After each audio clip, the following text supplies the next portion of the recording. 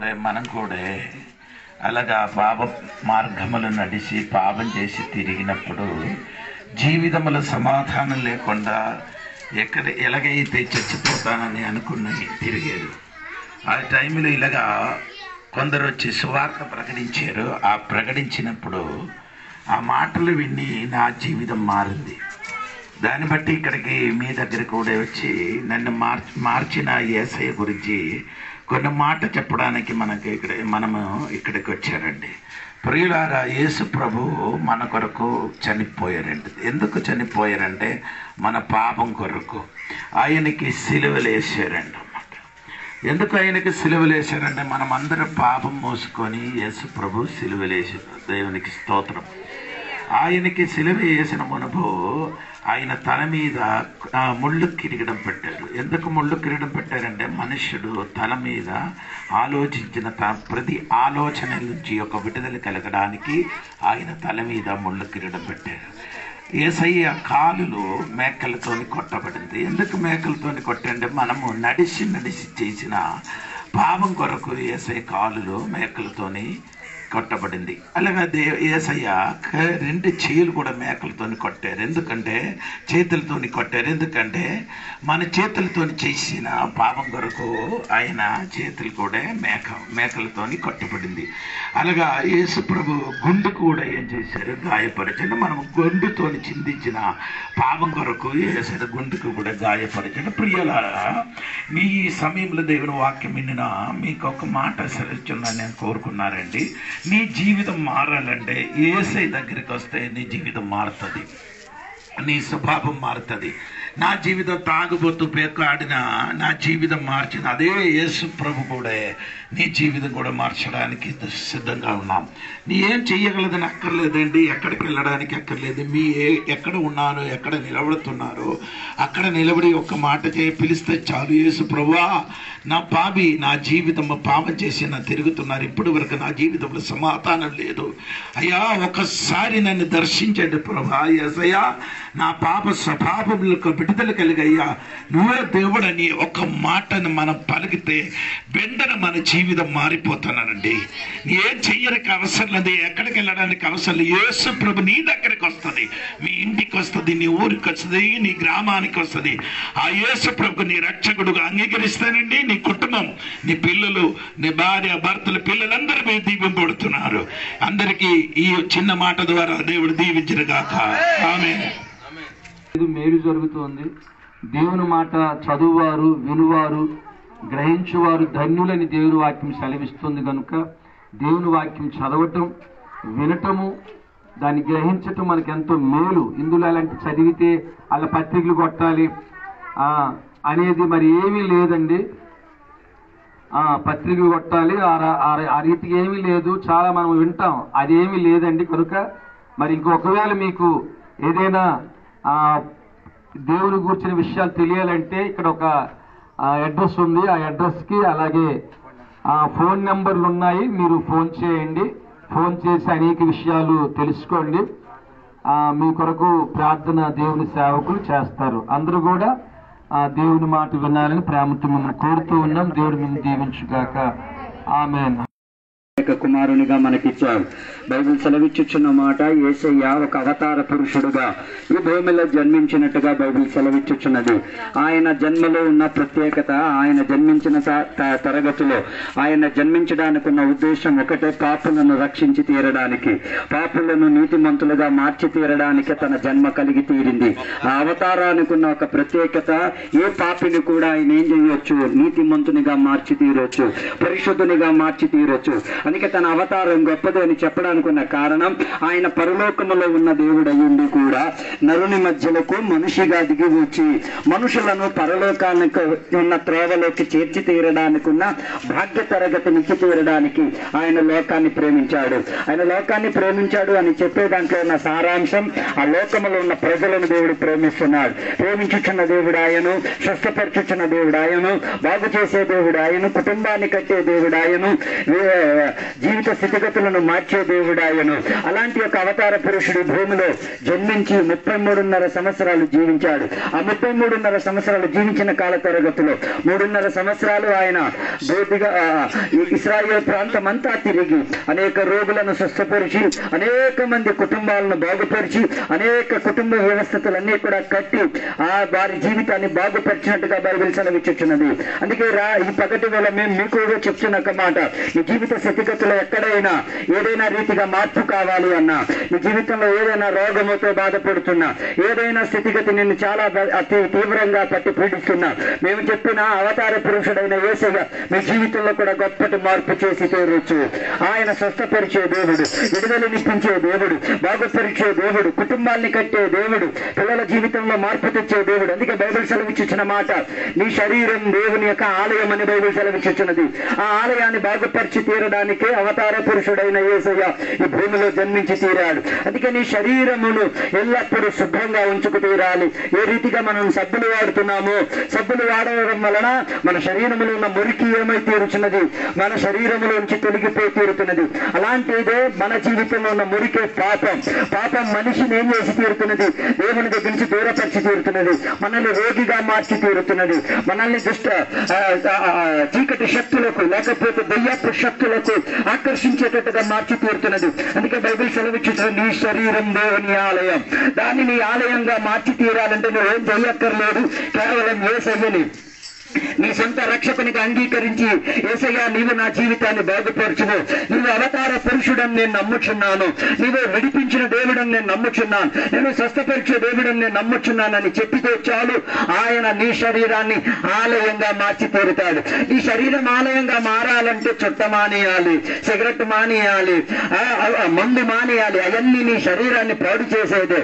నీ శరీరాన్ని బాగుపరుచుకు తీరడానికి ఆహారం ఉంది, ఆహార క్రమావళులు ఉన్నాయి, వాటి ద్వారా శరీరాన్ని హృష్టపృష్టముగా మార్చుకు తీరచ్చు. అంతటితో సరిపోలేదు, దానికన్నా మించినదే దేవుడు మనకి కావాలి, యేసయ్య మనకి కావాలి. ఆయన మన శరీరానికి ఆ ప్రాధాన్యత ఇప్పించుకోగలిగి తీరితే మన శరీరం ఆలయంగా మారి తీరగలుగుతాయి. ఆ ఆలయంలో దేవుడు నివసిస్తాడు. దేవుని యొక్క సౌరభ్యం వాసన మనలో నుంచి బయటకు వస్తాయి. అలా మానవత్వం చెందిన మనిషిగా మనం మారి తీరచ్చు, ఒకరికొకరికి సహాయం చేసే మనిషిగా మారి తీరచ్చు, ఒకరి పట్ల ఒకరు చెయ్యతనిచ్చే మనిషిగా మనం మారి తీరచ్చు. అలా ఆ అవతార పురుషుడు చేసిన మార్గ తరగతియే ఏప సిలువ మార్గం అని బైబిల్ సెలవిచ్చుచున్నది. అందుకే ఈ పగటి వేళ ఈ గ్రామంలో నివాసులకు మేము చెప్పుచున్న మాట, ఈ మార్గములోకి యేసయ్యను ఎంచుకోండి. నీవు నీ హృదయాన్ని, నీ శరీరాన్ని దేవుని ఆలయంగా మార్చుకో.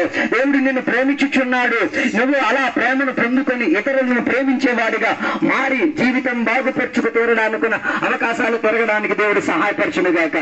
అంతే చివరిగా ఒక మాట చెప్పి ముగించాలని కోరుచున్నాను. ఎవరైనా రోగిగా అనారోగ్యతతో బాధపడుతున్నా ఎవరైనా ఉంటే మీరు మా దగ్గరికి రావచ్చు, మేము మీ కొరకు ప్రార్థన చేస్తాం. యేసయ్య మిమ్మల్ని స్వస్థపరిచి బాగుపరిచి నీ శరీరాన్ని దేవుని ఆలయంగా మార్చి తీరుతారు. ఈ వాక్యాల ద్వారా దేవుడు మనలందరినీ కూడా దీవించునుగాక. అందరికీ ఒక విజ్ఞప్తి ఏంటంటే, ప్రభువైన యేసు క్రీస్తు యొక్క సువార్త వర్తమానం ఎదుటికి మేము తీసుకొచ్చాం. ఈ సువార్త వర్తమానం ప్రభువైన యేసు గూర్చి తెలియపరచబడుతూ ఉంది. అసలు యేసు ఏం చేశాడు? ఈ లోకంలో యేసుక్రీస్తు సంతరించి జీవిస్తున్న సమయాల్లో ఆయన గొప్ప అద్భుతాలను, ఆశ్చర్య కార్యాలను చేసి, మహత్ కార్యాలు చేసి ఎంతో మందిని ఆయన బాగుపరిచినట్టుగా బైబిల్ లేఖనాలు సెలవిస్తున్నాయి. బైబిల్ లేఖనాల ప్రకారంగా చూస్తే ఒక యవనస్తుడు అనేకమైన వ్యసనాల చేత, భయంకరమైన రోగాల చేత, భయంకరమైన వ్యక్తిత్వాలు కలిగి తన ఇష్టానుసారమైన జీవితాన్ని జీవించి, తన ఇష్టమైన బ్రతుకులు బ్రతికి, తన జీవితాన్ని పాడు చేసుకుంటూ ఈ లోకానికి, లోకంలో ఉన్న అలవాట్లకు బానిస అయిపోయి తన జీవితాన్ని పాడు చేసుకున్న ఆ యవనస్తుడిలో 6,000 దెయ్యాలు పట్టుకొని ఆ యవనస్తుడిని పీడిస్తూ కుటుంబానికి, గ్రామానికి, సంఘానికి, దేవునికి, అలాగే ప్రజలకు అందరికీ దూరం అయిపోయి సమాధులకు అంకితం అయిపోయే పరిస్థితి బైబిల్ లేఖలో యవనస్తుడిని చూస్తూ ఉన్నాం. ఆ యవనస్తుడు సమాధికి అంకితం అయిపోయాడు, తను తాను గాయపరుచుకుంటున్నాడు, తను తాను చంపుకునే స్థితిలోకి వెళ్ళిపోతున్నాడు. ఆయన అందరూ బాగు చేయాలనుకున్నారు. చాలా డాక్టర్ల దగ్గర తిప్పారు, చాలా వైద్యుల దగ్గర తిప్పారు, చాలా ప్రయత్నించారు. అన్నదమ్ములు, కుటుంబీకులు అందరూ కానీ ఆయన ఎవరు కూడా ఆయనకి బాగు చేయలేకపోయారు. ఆ బాగు చేయలేని స్థితిలో సమాధుల్లో ఉంటూ కేకలు వేస్తూ ఆ సమాధుల మార్గంలో ఎవరు నడిచి వెళ్ళినా వారిని కూడా భయపెడుతూ గాయపరుస్తున్న ఆ యవనస్తుడి జీవితము అక్కడితో ముగిసిపోయింది అనుకుని గ్రామ ప్రజలు గ్రామంలో ఉన్నవారు అనుకున్నారు. కానీ ఇదిగో అలాంటి వారి కొరకే ప్రభు అని యేసుక్రీస్తు లోకానికి వచ్చాడని గొప్ప సత్యము తెలియపరచబడ్డాది. ఒక రోజున వచ్చింది, యేసుక్రీస్తు గెరాసన్ అనే దేశానికి వెళుతూ ఉన్నప్పుడు సమాధుల నుండి వచ్చిన యవనస్తుడు కేకలు వేసుకుంటూ దేవుని మీదకి వచ్చాడు. అప్పుడు దేవునితో అంటున్నాడు, సర్వోన్నతుడైన దేవుని కుమారుడా, మాతో నీకేం పని? ఆ యొక్క యవనస్తుడికి ఎవరు కూడా బాగు చేయలేకపోయారు, ఎవరు కూడా తీర్చిదిద్దలేకపోయారు, ఎవరు కూడా వ్యసనాలను విడిపించలేకపోయారు. తల్లిదండ్రులు కానీ, అన్నదమ్ములు కానీ, కుటుంబీకులు కానీ, గ్రామ పెద్దలు కానీ ఎవరు కూడా తన బాగు చేయలేని స్థితిలో, అలాంటి పరిస్థితులు ప్రభు అని యేసుక్రీస్తు ఎప్పుడైతే తన యొక్క సమాధుల గుండా వెళ్తున్నప్పుడు ఆ యవనస్తును చూశాడు. ఆ యవనస్తులో ఉన్న దెయ్యాలను, ఆ యవనస్తులో ఉన్న దుష్టలక్ష్మలను, ఆ యవనస్తులో ఉన్న దురాత్మలను, షల్లంగ శక్తులను, చేతబడులను వాటన్నిటిని గద్దించి ఆ యవనస్తుని స్వస్థబుద్ధిని కలిగేటట్టుగా దేవుడు ఆ యవనస్తుని విడుదల కలిగించాడు. ఎప్పుడైతే వాటి నుండి విడుదల కలిగిందో ఆ యవనస్తుడు ఒక మంచి స్థితిగతులు కలిగి ముందుకు సాగాడు. అది అందరికీ, లోకానికి, గ్రామానికి ఆశ్చర్యం కలిగింది. ఇట్టి గొప్ప కార్యాలు చేయగలిగిన గొప్ప శక్తివంతుడు నా ప్రభువు అయిన యేసుక్రీస్తు ఈరోజు ప్రకటిస్తున్న దేవాది దేవుడు. ప్రియులారా, సీతారాంపురం గ్రామ ప్రజలారా, ఒకవేళ ఈ రోజు నువ్వు ఏ వ్యాధిలో, ఏ బాధలో, ఏ వ్యసనములో, ఏ దేంట్లో కూరుకుపోయి ఉన్నావేమో, ఎక్కడికి వెళ్ళినా ఎన్నో వైద్యుల దగ్గరికి ఎంతో మంది తిరిగావేమో, ఎన్నో భూత వైద్యుల దగ్గరికి వెళ్ళావేమో, అయినా నయం కాని పరిస్థితుల్లో నువ్వు ఉన్నావేమో, అయితే నీకు ఒక శుభవార్త. ఇదిగో నేను ప్రకటిస్తున్న దేవుడు నజరేయుడైన యేసుక్రీస్తు ఆనాడు చేసిన గొప్ప అద్భుతాలు చేసిన ఆ దేవాది దేవుడు మళ్ళీ బ్రతికే ఉన్నాడు. ఈ రోజు నిన్ను బాగు చేయడానికి ఆయన శక్తివంతుడు. అయితే నువ్వు చేయవలసింది ఏమీ లేదు. ప్రభువా, నువ్వు దేవాది దేవుడు వాట, నువ్వు రక్షకుడు వాట, నేను నిన్ను సొంత రక్షకుడుగా అంగీకరిస్తున్నాను. నా జీవితంలో అటువంటి మేలు చేస్తే నీకు అంకితం అవుతానయ్యా, నీ సాక్షిగా బ్రతుకుతానని నీ ఒక్కసారి నీకు నువ్వు విజ్ఞాపన చేయగలిగితే చాలు, దేవుడు నిన్ను బాగు చేయడానికి ఆయన సమర్థవంతుడు. ఒకవేళ ఇంకా నీకు అంతగా అటువంటి ఆత్మీయ స్థితి లేకపోయినా ఇదిగో నీకు ఇవ్వబడిన ఈ పాంప్లెట్ లో లేదా నీ కరపత్రికలో అడ్రస్ ఉంది. ప్రార్థన చేయడానికి సేవకులు ఉన్నారు, నీకు సలహాలు ఇవ్వడానికి దైవజనులు ఉన్నారు. ఆ అడ్రస్లకు ప్రార్థన చేయడానికి, సలహాలు తీసుకోవడానికి ఫోన్ చేసి అన్ని విషయాలు కూడా నువ్వు తెలుసుకోవచ్చు.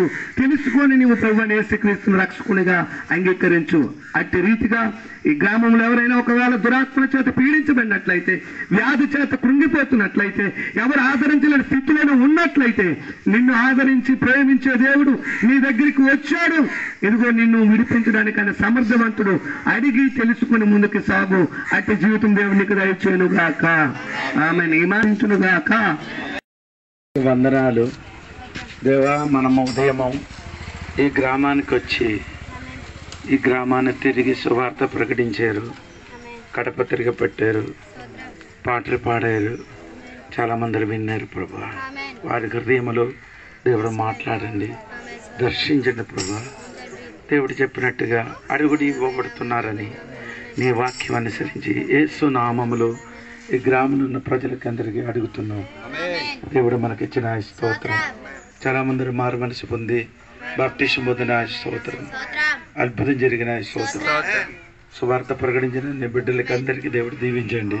చిన్న పిల్లల నుండి పెద్దల వరకు దీవించిన స్తోత్రం. ఇంకా మరి ఒక గ్రామానికి మనం వెళ్తున్నాం, మన తోడుగానే ఉండండి, కాచి కాపాడండి. ప్రార్థన ఆలకించిన స్తోత్రం. యేసు నామములో అడిగి వేడుకున్నా తండ్రి.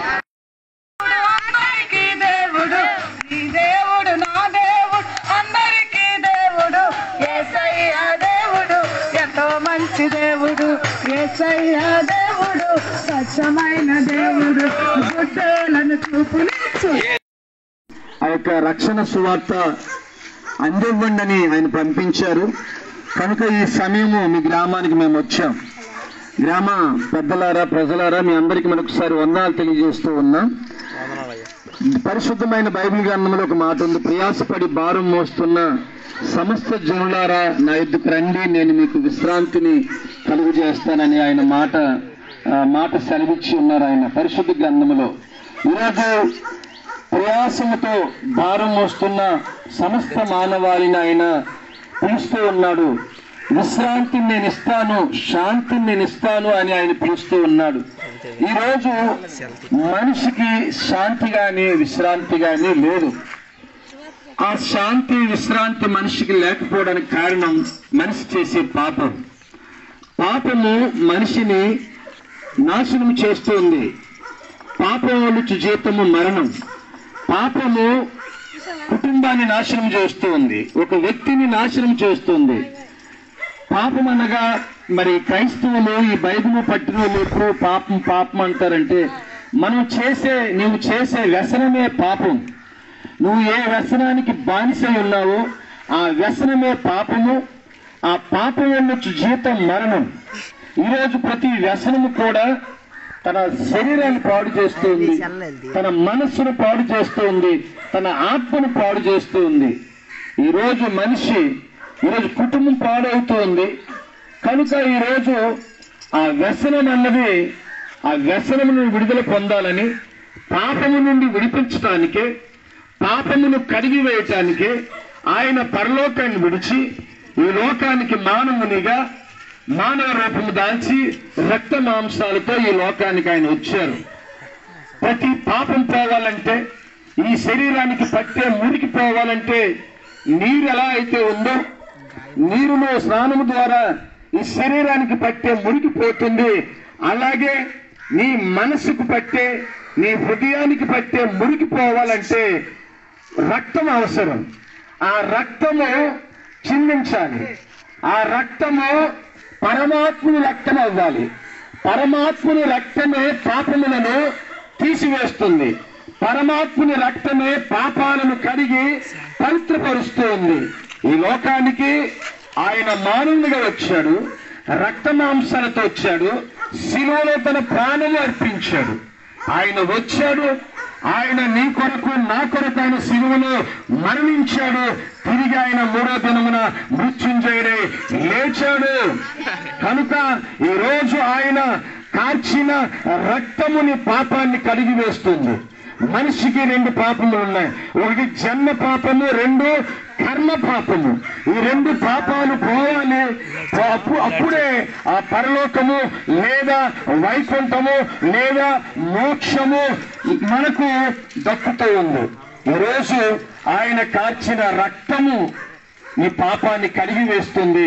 ఆ పాపమును కడగనంత వరకు కూడా, ఆ పాపము నీలో ఉన్నంత వరకు కూడా నీ శరీరము ఆరోగ్యముగా ఉండదు, నీకు శాంతి ఉండదు, నీకు సమాధానం ఉండదు, నీకు నెమ్మది ఉండదు, నీ కుటుంబానికి కూడా నెమ్మది ఉండదు. ఈ రోజు అనేకమైన వ్యసనాలు, త్రాగుడు, జోదము, అలాగే వ్యభిచారము, భయంకరమైన పాపాలకు మనిషి బానిసైపోయి మరి తన జీవితాన్ని తన చేతులారా పాడు చేసుకొని కుటుంబాలు పాడైపోతున్నాయి, బిడ్డల జీవితాలు పాడైపోతున్నాయి.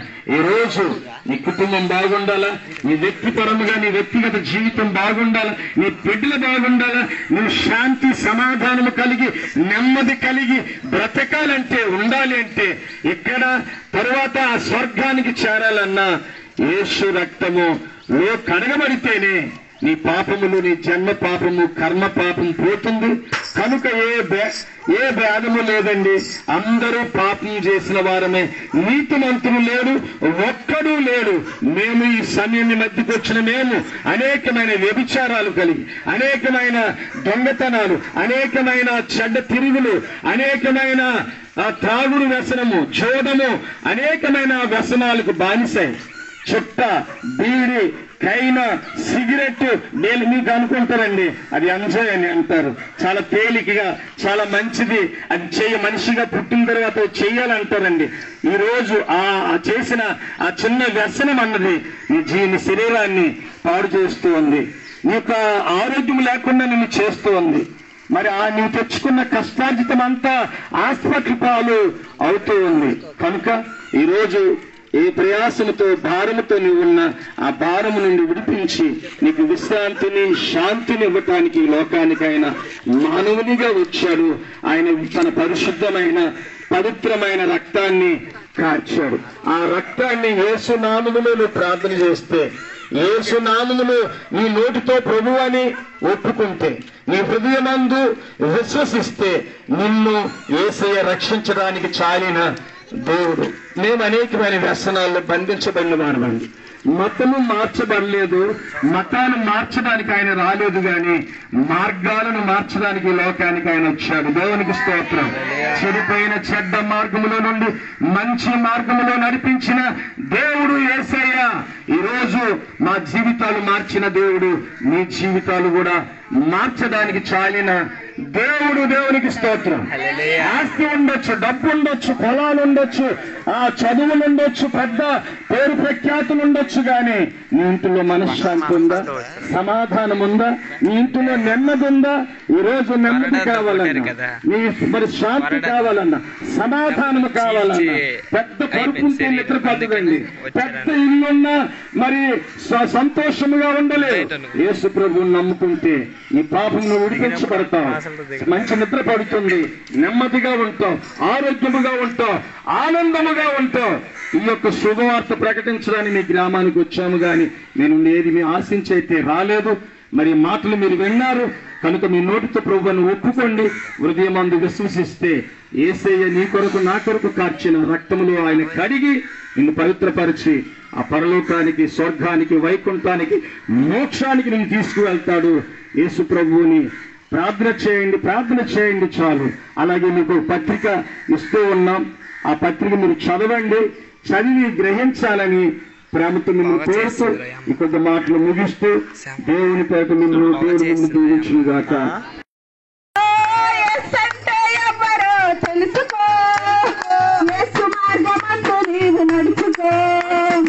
కావాలంటే, రక్షణ కావాలంటే, పాపము నుండి విడుదల కావాలంటే, వ్యసనము నుండి విడుదల కావాలి అంటే, నీకు మోక్షము కావాలంటే, ఆ వైకుంఠము స్వర్గము నీకు కావాలంటే మనోజ్ మహారాజుకే.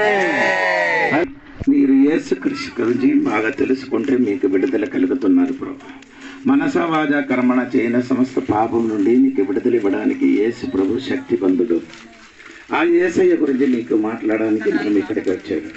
ఒక దినములు కూడా మనం కూడా మీ వలన యేసయ్యకి ఎరగకుండా తెలియకుండా పాపం చేసి తిరిగిన వాడు. ఈ లోకంలో చేసినట్టుగా తాగుతున్నారు, పేకాడుతున్నారు, గుండా వలన తిరిగిన మా జీవితములు మార్చిన యేసు ప్రభువు నీ జీవితం కూడా మార్చుతున్నావు.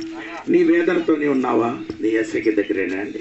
నీకు సమాధానం లేనట్టుగా ఉన్నావా? నీ యేసయ్య దగ్గరేనండి. ఎన్నెన్నో కార్యాలు నీ చేశారు, కానీ ఇప్పుడు వరకు నీ మనసుకి శాంతి లేదు, సమాధానం లేదు ఇంటికి.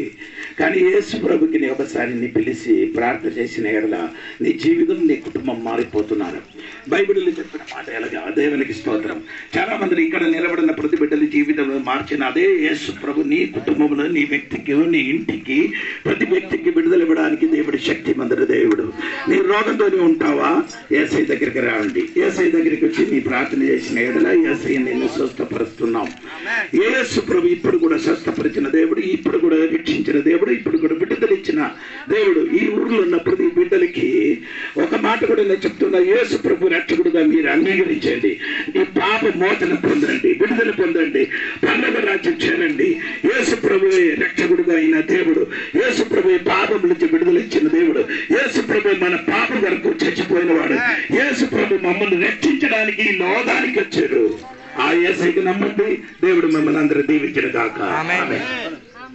పరిశుద్ధమైన తండ్రి నీకు వందనాలు ప్రభా. మనం ఈ ఊరికి వచ్చి అడుగుపెట్టి దేవుని సువార్త ప్రకటించేది, పాట పాడారు, కటపత్రలు పంపించారు ప్రభా. ఆ కటపత్రగా చదివిన బిడ్డలు, కుటుంబములు, వ్యక్తులు దేవుడు దీవించండి. దేవా ఈ వాక్యం మీద ప్రతి బిడ్డలు హృదయంలో దేవుడు కదిలింపు చేయండి ప్రభా. అది మాత్రం కాదు ప్రభా, రోగులకు ఉంటే నీ స్వస్థపరచండి, సమాధానం లేని వాడికి సమాధాన పరచండి ప్రభా. యేసు నామములు ఏ ఊరికి దేవుడు దీవించిన కాక, యేసు నామములు ఊర్లో ఉన్న వారు మారి పొందిన గాక, అద్భుతం జరిగిన గాక. ప్రార్థన అడుగుతున్నా, యేసు నామములు అడిగి పెడుతున్నారు.